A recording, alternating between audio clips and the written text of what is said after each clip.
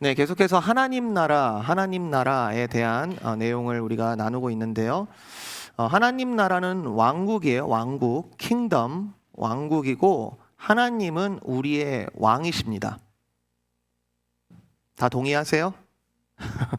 하나님은 우리의 왕이시다. 근데 이 개념이 현대 민주주의 또 법치국가에 살고 있는 우리로서는 사실 익숙한 개념은 아니에요. 굉장히 이상한 개념일 수 있어요. 헌법이 부여한 임무, 그 임무를 벗어난 최고 통치자를 헌법에 의하여 탄핵할 수 있다라고 하는 것은 사실 왕국의 관점에서 보면 불가능한 얘기입니다. 왕국은 그런 나라가 아니에요. 왕국은 프랑스의 루이 14세 말처럼 짐이 곧 국가다. 내가 곧 국가다. 말 그대로 왕국은 왕 위에 아무것도 없는 거예요. 현대 민주주의는 최고 주권이 국민에게 있고, 그리고 현대 법치주의는 최고 기준을 법에다가 두는데, 왕국은 왕의 모든 주권과 기준이 왕에게 집중되어 있죠.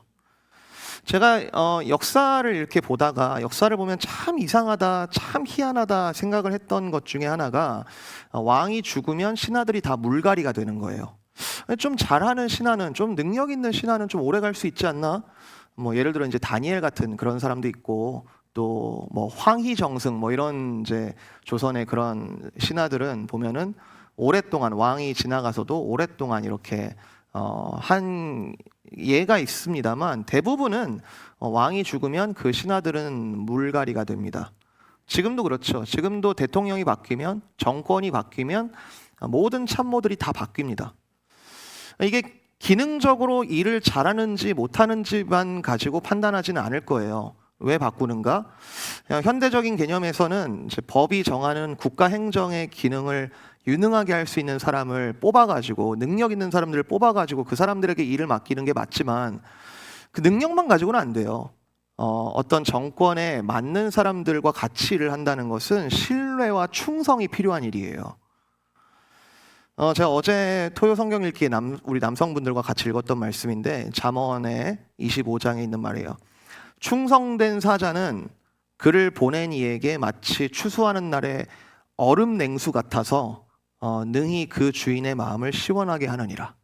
그러니까 충성된 메신저는 그 보낸 사람의 마음을 시원하게 해서 정말 얼음 냉수와 같이 정말 시원하다. 내가 널 보내니까 너무 시원하다. 충성된 종, 충성된 메시지는 그런 의미를 갖는다는 거죠. 그래서 왕에게는 주인과 종, 또 왕과 신하 사이에서는 신뢰가 필요한 것이고 충성이 필요합니다. 누가복음을 여러분이 읽으시면서 계속 이야기하고 있는 제자도, 우리가 제자로서 어떻게 살 것인가, 이 제자도를 크리스찬의 어떤 하나의 인스트럭션, 하나의 어떤 지침이라든지 하나의 법칙으로만 이해를 하면 좀 곤란해요. 잘 안 맞을 거예요. 이렇게 사는 게 맞다? 이렇게 사는 게 맞다. 동의는 되지만 이렇게 살려고 했을 때 잘 안 맞을 거예요. 왜냐하면 제자도는 왕의 개념에서 이해를 해야 되거든요. 왕국의 개념에서 이해를 해야 되는 거거든요. 왕이 명령하셨어요. 왕이 우리에게 명령하셨어요. 왕이 우리 제자들에게 명령하셨어요. 온 세상의 창조자 되시고 공의와 인자가 충만하신 분이시고 한없이 선하시고 한없이 공정하신 그분이, 그분의 다스림과 통치에는 어떠한 이견도 없고 약속하신 그대로 지금까지 성취해 오셨고 앞으로도 성취하실 그 왕이 명령을 하셨다면, 그리고 그 분을 따르는, 그 왕의 말을 따르는, 뭐라고 불러도 좋아요. 자녀라고 불러도 좋고 종이라고 불러도 좋고 뭐 사자, 제자 다 통하는 개념인데, 자녀라고, 우리가 하나님의 자녀다라고 이야기를 하면 우리가 그 왕의 사랑을 받는 자, 이런 부분이 굉장히 강조가 되겠고, 우리가 제자라고, 하나님의 제자라고 말한다면 그분께만 배워야 하는, 그분을 인정해야 되는, 선생님으로 인정해야 되는, 그분을 신뢰해야 되는 뭐 이런 부분들이 강조될 겁니다. 그러면 종이라고 우리가 이름을 부른다면, 우리가 종이라는 정체성을 우리가 인정한다면 뭐가 강조될까요? 왕의 종, 나는 왕의 종이다. 나는 왕의 신하다. 나는 왕의 메신저다. 질문 드립니다. 여러분은 하나님을 왕으로 섬기시는 저와 여러분은 과연 충성스러우십니까? 충성이라는 개념, 충성은요, 말씀만 하십시오. 제가 다 하겠습니다. 제가 하겠습니다. 맡겨주십시오. 라는 태도, 그 태도뿐만이 아니라 실제로 맡겼을 때 속이지 않고 윗사람의 눈을 가리지 않고 정말 말한 그대로 최선을 다해 그것을 이행하는 행위를 다 포함하는 것인데 여러분은 과연 충성스러우십니까? 오늘 이 문화라는 이제 화폐단인데요. 화폐단이 이렇게 주인이 문화를 맡기고 나중에 이제 와서 확인하는 이 문화 비유를 통해서 우리가 좀 두 가지를 오늘 말씀을 통해 돌아보면 좋겠습니다. 이 비유가 아주 잘 보여주고 있는데 우리의 삶의 비즈니스, 장사라는 어떤 우리에게 주어진 소명과 이에 대한 충성을 우리가 좀 먼저 살펴보고요. 그러고 난 다음에 우리가 지금 그러면 해야 하는 장사가 뭔지, 우리가 지금 살아가고 있는 중에 해야 할 비즈니스가 뭔지, 무엇을 장사해야 되는지를 이어서 좀 확인을 해보고 말씀을 마무리해 보도록 하겠습니다. 자, 오늘 비유를 한번 들어가 볼게요. 자, 오늘 읽은 말씀에 여러분 위치가 좀 의미가 있습니다. 자, 11절 보시면 그들이 이 말씀을 듣고 있을 때에 라고 이렇게 얘기를 하기 시작하는데 앞에 있는 본문과 이어지는 거죠. 그죠? 앞에 있는 본문에 있는 어떤 사건과 이어져서 이렇게 이 말씀을 듣고 있을 때에 하면서 더 이렇게 얘기를 하셨다. 앞에 이야기가 뭐냐면 19장 앞에 있는 이야기가 삭개오 이야기죠. 삭개오 이야기. 제가 삭개오를 참 좋아합니다. 왜 웃으시죠? 키가 작아서 좋아하는 게 아니고 이제 제가 기쁨의 교회에 와서 처음으로 했던 설교가 이 삭개오 본문이었어요. 이 금요 집회였는데 처음으로 했던 설교가 이 삭개오 본문이었어요. 구원받기가 너무 어려운 이 삭개오. 왜냐하면 세리였죠. 그리고 사람들한테 욕 더럽게 먹고 있었습니다. 정말 이 사람이 구원받는다면 말이 안 된다라고 하는 그 삭개오. 근데 그 삭개오에게 베풀어진 하나님의 주권적인 은혜. 내가 널 구원하겠다. 오늘 너에게 구원이 임하였다. 라고 하는 아주 주권적인 은혜. 그리고 이에 대한 삭개오의 반응이 구원받은 사람들은 이렇게 변화하는구나. 이런 아주 극적인 변화를 보여주죠. 물론 사람이 천천히 변하는 경우도 있어요. 천천히 성장하고 천천히 변하는 경우도 있지만 사람이 천천히 변하든 급격하게 변하든 사람이 변하는 것은 아주 기적적인 일입니다. 근데 삭개오 이야기를 보니까 아주 급격하게 아주 보여지게 하나님 나라가 이렇게 임하는 거예요.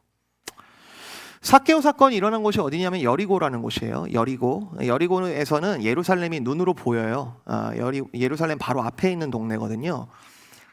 예수님께서 저 멀리서부터 갈릴리에서부터 강 따라 물 따라 이렇게 계속해서 여기까지 왔고 예루살렘을 향하여 가고 계신다는 걸 다 알고 있는데 이 목적지인 예루살렘에 도착하면 뭔가 일어날 것 같은 기대감이 있는 거죠.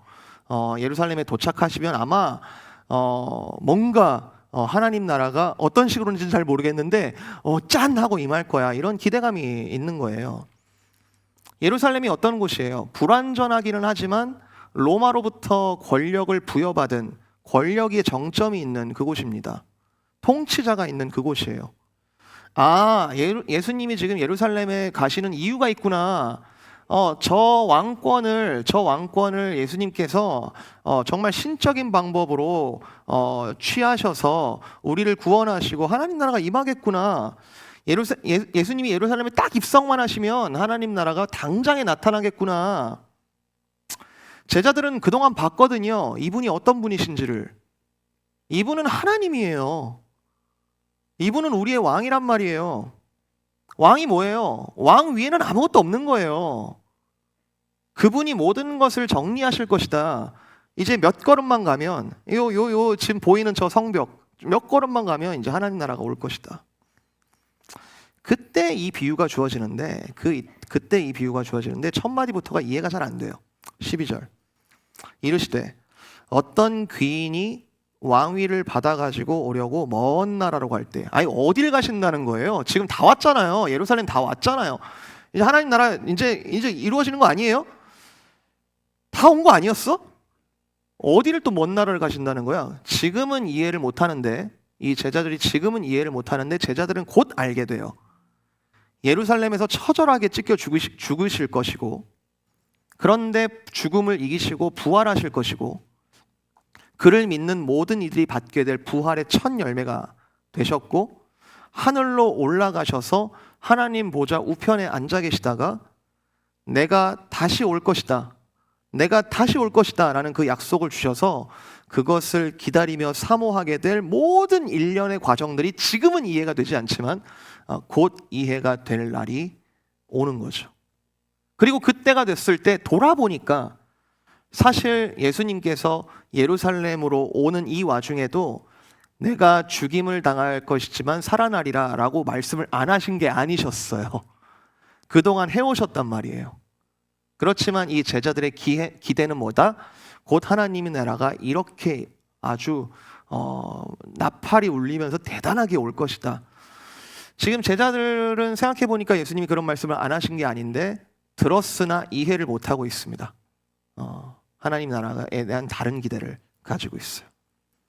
자, 그 시간 사이에 주님께서 떠나가시나 다시 오시는 그 사이 기간, 여기서는 어떤 귀인이 왕위를 받아가지고 먼 나라로 갔다가 다시 오기까지의 그 중간 시간을 종말론적인 긴장 속에서 이 10명의 종들은 은화 한 문화씩을 받습니다.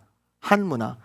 이게 아주 중요한 얘기는 아니지만 한 문화는 100일치의 노동자의 수입 정도가 됩니다. 그러니까 3개월치. 우리가 지금 수입이 다 다르니까요. 얼마나 얘기할 수는 없겠습니다만 2, 3만 불 이렇게 칠까요? 2, 3만 불로 뭘 할 수 있을까? 그런데 내가 돌아올 때까지 장사하라라는 명령이 주어지면서 은화 한 문화씩이 주어집니다. 계속 반복하지만 이것은 왕의 명령이에요. 왕의 명령. 12절에 왕위를 받아가지고 온다고 했잖아요. 신실한 충성을 요구하는 왕의 명령입니다. 이 귀인이 왕위를 가져오는데 어쩌면 실패할 수도 있을까요? 이 지금 문화를 받고 있지만 먼 나라를 갔다가 못 돌아오시면 어떡하지? 이 주인이 못 돌아오면 우리는 어떻게 되는 거야? 플랜 B가 혹시 필요한 건 아닐까? 별의별 생각을 해볼 수 있겠지만 이유는 잘 모르겠는데 10명 모두가 다 충성스럽지는 않습니다. 14절 보니까 아주 적극적인 거부를 하는 부류들도 있어요.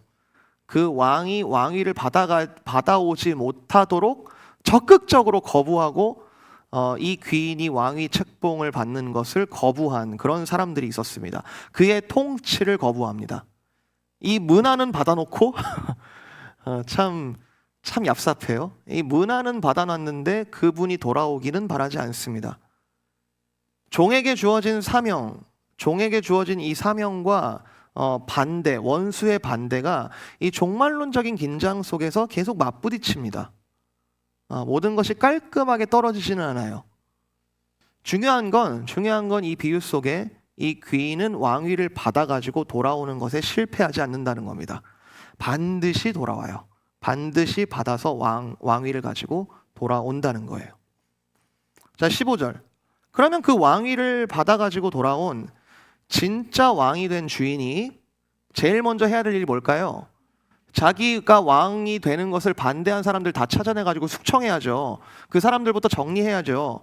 그런데 그게 아니라 이 주인은 종들을 먼저 부릅니다. 10명의 종들을 부릅니다. 장사 어떻게 했니? 잘했니? 그동안 어떻게 했어? 내가 한 문화씩 줬잖아. 잘했니? 오늘 본문과 병행되는 이 마태복음 25장에 보면 달란트 비유라고 알려져 있는데 거기랑 조금 미묘하게 달라요. 마태복음에서의 종들은 5달란트, 2달란트, 1달란트 이렇게 나눠서 받거든요. 그러니까 달란트의 크기가 다르거든요. 달란트라는 것도 이건 셀 수 없는 엄청난 크기예요. 한 20년치 월급, 20년치 수입 정도 되거든요. 한 달란트만 받아도 엄청난 거예요. 근데 한 달란트, 두 달란트, 다섯 달란트. 그 종들에게 주어지는 어떤 규모, 재능, 은사들이 서로 다릅니다. 근데 수익률은 차이가 없어요. 장사를 하기만 하면, 순종하고 충성하기만 하면 그 달란트 비유에서 똑같이 2배씩의 수익률이 나죠. 5달란트 받은 종은 장사하여 5달란트를 더 남깁니다. 2달란트 받은 종은 장사하여 2달란트를 더 남깁니다. 처음에 얼마 가졌는지가 그렇게 중요하지 않아요. 엄청난 돈이라니까요. 근데 하기만 하면 수익이 나요. 그런데 이 누가복음에서는 미묘하게 다르죠. 모두에게 동일하게 한 문화씩을 줘요. 그 얘기는 뭡니까? 모든 종들에게 동일한 책임이 요구되는 거죠. 모든 종들이 어떠한 능력을 가졌든지 간에 동일한 책임이 주어집니다. 이건 누구나, 나의 종이라면 누구나 해야 하는 일이다.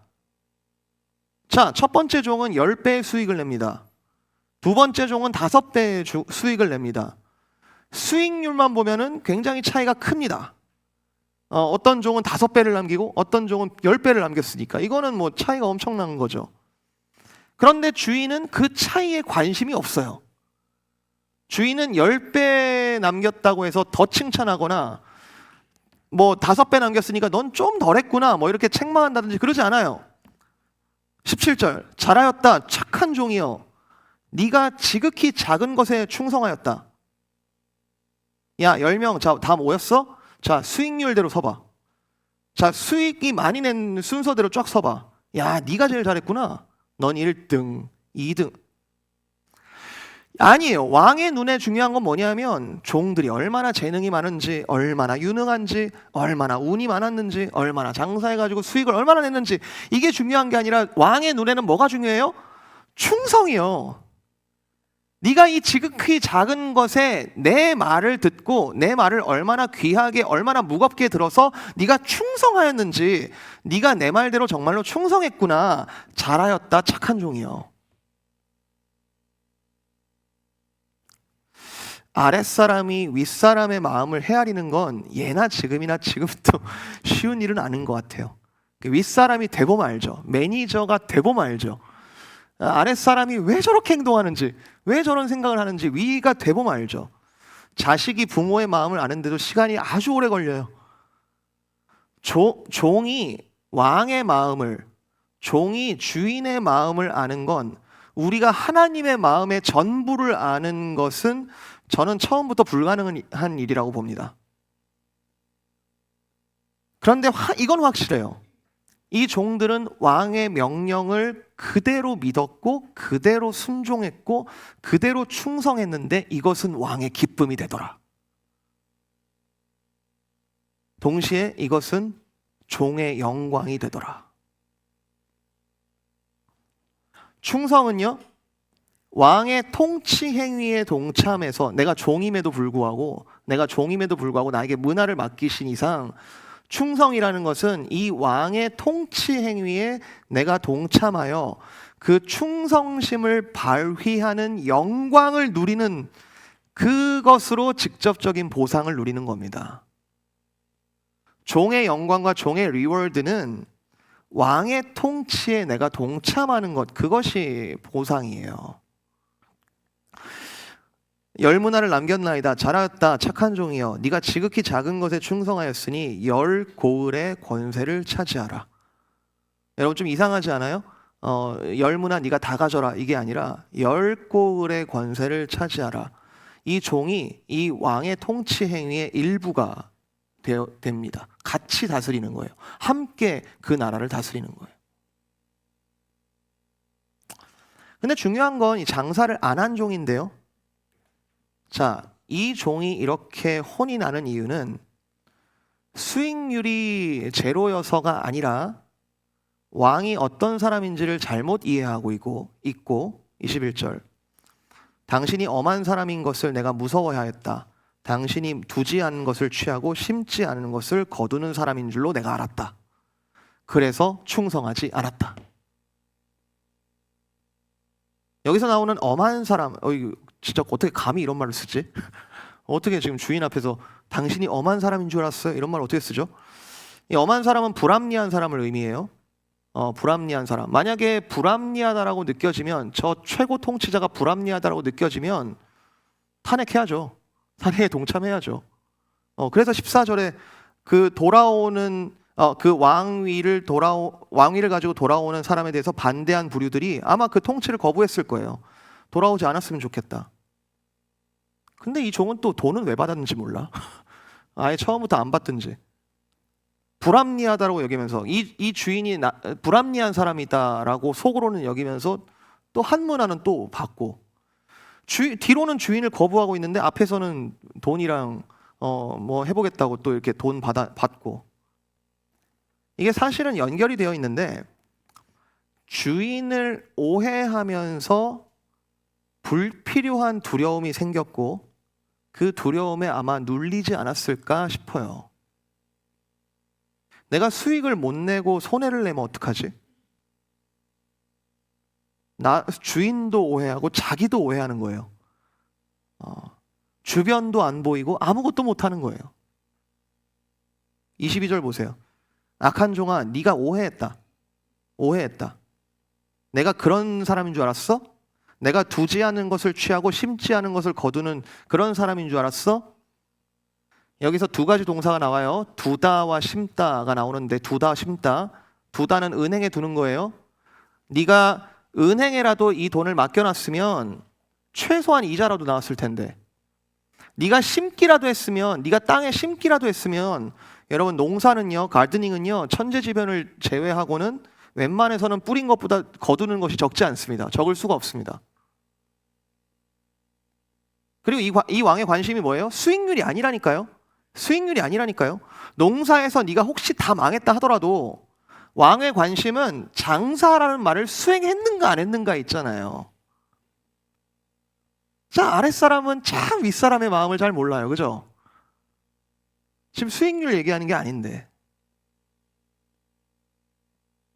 결국 이 두려움으로 시작해서 두려움으로 한 문화를 고이 싸가지고 그대로 가지고 온 종은 악한 종이라고 불립니다. 악한 종. 도덕적으로 악해서가 아니라요, 이 사람이 정말 나쁜 사람이어서 악해서가 아니라요, 주인됨을 부정하는 악하면서도 쓸모없는 종이 돼버린 거예요. 주인이 보기에는 쓸모없는 종이 된 거예요. 왕이 오시기 전까지 얼마든지 장사할 기회가 있었는데 왕이 오시니까 모든 것을 결산하는 때가 와버린 거예요. 악하고, 마태복음에서 볼 때는 악하고 게으른 종이다라는 표현까지 쓰죠. 사랑하는 성도 여러분, 제가 이 비유 하나하나에 이것은 이런 의미입니다, 이것은 이런 의미입니다 이렇게 설명하지 않아도 이 이야기의 흐름을 통해서 성령님께서 저와 여러분에게 말씀하시는, 이 시간 말씀하시는 음성이 있다라고 저는 믿습니다. 장사하라. 내가 돌아올 때까지 장사하라. 장사는 지금 하나님 나라가 임했다라는 종들의 인정이자 제자의 실체입니다. 장사는 엑스트라 활동이 아니고요, 장사는 제자의 삶의 실체이자 다시 오실 그때까지 우리가 해야 할 일입니다. 장사는 아직 다 임하지 않은 하나님 나라를 기다리면서 왕이 오실 것을 사모하면서 동시에 왕의 통치에 나도 함께 참여하는 통치 행위입니다. 하나님 나라를 뭐 시간 돼가지고 언제 닫힐지 내가 그거 계속 계산하다가 시간 돼가지고 닫히기 전에 맞춰서 그때 들어가야지. 여러분, 이게 말이 되는 얘기예요? 그렇게라도 하나님께서 은혜를 베푸시는 것이 너무너무 감사할 뿐이지만, 정말 마지막까지 내가 모르다가 내가 마지막에 정말 문이 닫히기 직전에서야 하나님 나라를 깨닫게 되어서 그 나라에 들어가게 됐다는 것은 하나님의 전적인 은혜지만, 내가 그 나라를 아는데, 그 나라를 알고 나에게 주어진 장사라는 명령도 아는데 모르겠어, 난 그때까지 그냥 쉬다가 닫힐 때쯤 돼가지고 그때 들어갈래. 여러분, 장사 해보신 분은 알아요. 여기서 비즈니스 하시는 분들 계시죠? 비즈니스 해보신 분들은 알아요. 장사는 머리로 하는 게 아니죠. 장사는 그렇게 계산한다고 되는 게 아닙니다. 장사는 온몸을 갈아 넣는 거예요. 최근에 교회에서 그동안 직장인 생활을 하시다가 부부가 이제 개인 비즈니스로 뛰어들어서 사업을 하시는 분들을 제가 봐요. 사업을 막 이제 세우고 계시는 분을 봐요. 지금도 봐요. 그분들의 이전의 직장인 생활이 쉬웠다는 얘기는 아닙니다. 직장인도 나름의 애환이 있죠. 그런데 이 비즈니스로 들어오니까 이 부부가 정말 밤낮으로 몸을 갈아 넣어요. 이 사업이 망하지 않도록, 정말 이 사업을 끝까지 유지하도록 내가 오늘도 고민하면서 갈아 넣어요. 어떤 아이템을 어떻게 만들까? 이렇게 해볼까? 저렇게 해볼까? 요렇게 포장을 해볼까? 이렇게 하면 사람들의 반응은 어떻지?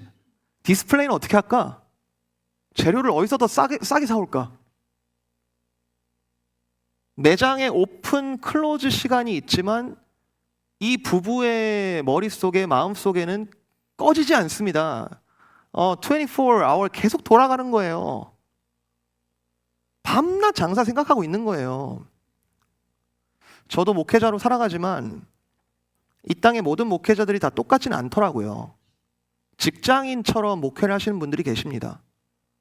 물론 교회와 가정생활에 선이 필요하고요. 일과 휴식이 필요하고 다 이해가 되고 저도 필요하지만요.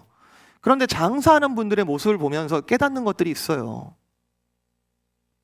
스스로 자문하는 거예요. 나는 나에게 목회라는 비즈니스가 하나님께서 주어졌으면 이 양을 돌보는 일에, 이 비즈니스에 내가 얼마나 잘 밸런스를 맞출 것인가, 지혜라는 차원보다도 본질적인 차원에 있어서 내가 목회에 있어서 출퇴근이 있는가? 여기 육아하시는 분들, 육아에 출퇴근이 있나요? 저와 여러분에게 주어진 이 삶이 하나님께서 맡기신 장사라면, 그리고 사실은 수익률에 부담을 가질 필요가 없고 이미 수익도 보장이 되어 있는, 그저 그분의 명령에 따라서 방향을 똑바로 잡고 최선을 다해 살아가는 삶이, 그것이 우리의 비즈니스라는 것을 우리가 알 때, 그때 우리는 비로소 왕이 다시 오실 때 기쁨에 동참하는 것은 물론 지금 이 약속을 믿고 있는 이 순간도 진짜 즐거움으로, 진짜 기쁨으로 하나님 나라를 함께 통치하며 살아가는 것이겠죠.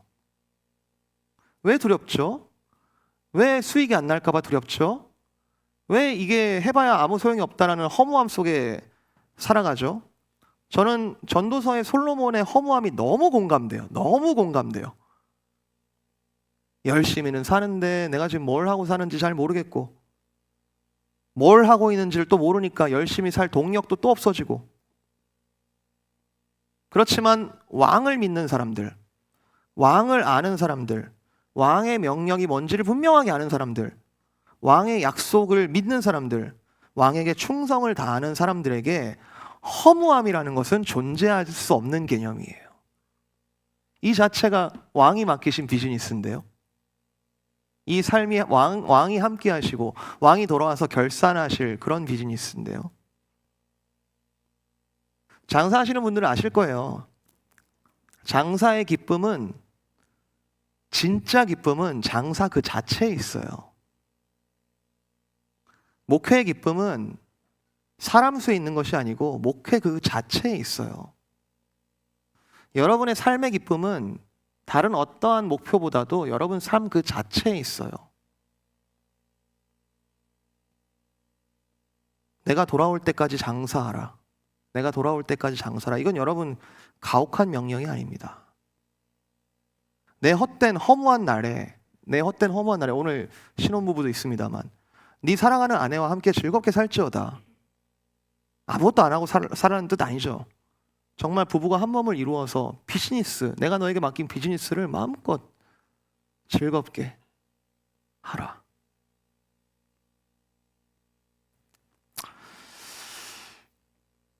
말씀을 정리하면서 아주 중요한 질문이자 우리 삶에 깊이 적용되어야 할 한 가지를 더 말씀드립니다. 자, 그러면 우리는 뭘 장사해야 할까요? 우리는 우리 삶에 뭘 장사해야 될까요? 여러분, 제가 주중에 집에서 하루 종일 성경만 읽을 것 같죠? 아, 믿음이 없으시네 또. 정말 설교 준비에 막 제가 정말 최선의 장사하듯이 온몸을 갈아 넣어가지고 막 할 것 같죠? 진짜 여러분 의심이 많으시네요.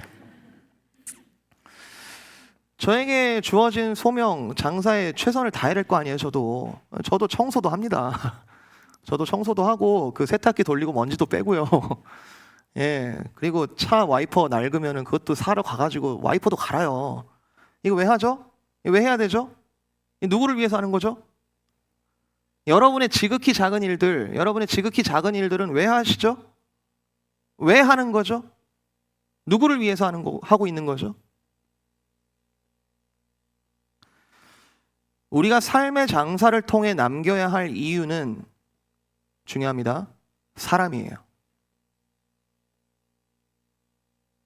일을 아무리 잘 해내도 사람을 잃으면 그게 잘한 겁니까? 남편 됨에, 아내 됨에 어떤 해야 할 일을 훌륭히 다 했다 하더라도 사랑이 없으면 아무것도 아닌 거 아닙니까? 예수님이 마르다를 혼내신 게 아니에요. 막 열심히 일하고 근데 내 동생 안 도와준다고 막 불평하는 그 마르다에게 네가 정말 최선을 다해서 이 비즈니스를 정말 잘했고 네 동생이 안 도와줘가지고 네가 조금 마음이 상해서 불평을 하는 것도 맞는 말인데 그런데 마르다야 네가 가장 좋은 것을 얻지 못하면 이게 무슨 소용이 있냐.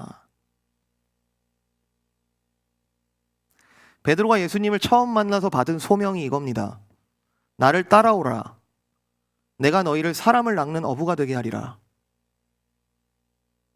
그리고 부활하신 주님 앞에서 또 뭔가 또 잘못해가지고 쭈뼛쭈뼛 서 있는 도망갔다가 또 그 앞에 불려온 그 베드로에게 예수님께서 다시 말씀하시는 소명이 뭐냐면 예수께서 시몬 베드로에게 이르시되 요한의 아들 시몬아 네가 나를 사랑하느냐?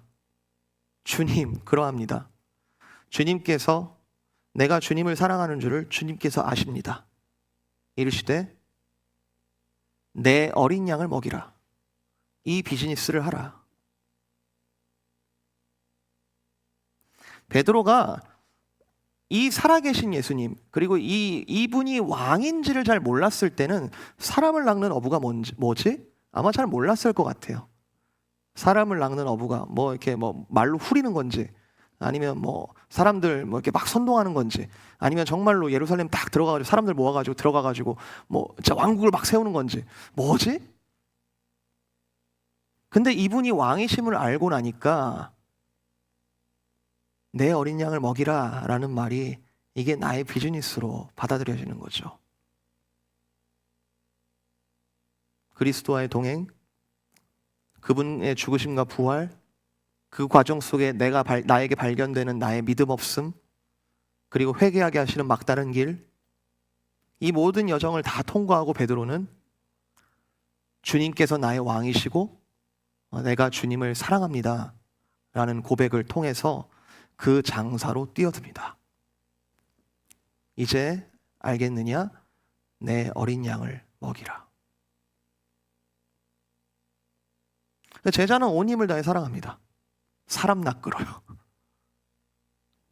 여러분에게 주신 자녀들, 그 자녀들에 대해서 여러분 비즈니스 하는 궁극적인 이유가 뭡니까? 여러분에게 맡겨주신 사람들, 그리고 지금도 만나는 여러분의 사람들, 또는 정말 비즈니스 하시는 분들은 정말 모르는 사람들 얼굴들 계속 만나잖아요? 그렇게 만나게 하시는 그 이유들이 무엇입니까? 사람 낚으려고요. 그 사람을 정말 사랑한다면, 그분에게 정말 복음이 필요하다는 것을 인정한다면 그 사람을 그리스도에게로 인도하는 일이 최선을 다하는 일이죠. 가장 중요한 일이죠. 그게 그 사람을 가장 사랑하는 일이니까요. 이 비즈니스에 실패는 없을 겁니다. 여러분 너무 걱정하지 마세요. 10고울, 5고울, 여러분 걱정하지 마세요. 그 고울에는 사람이 있죠, 사람.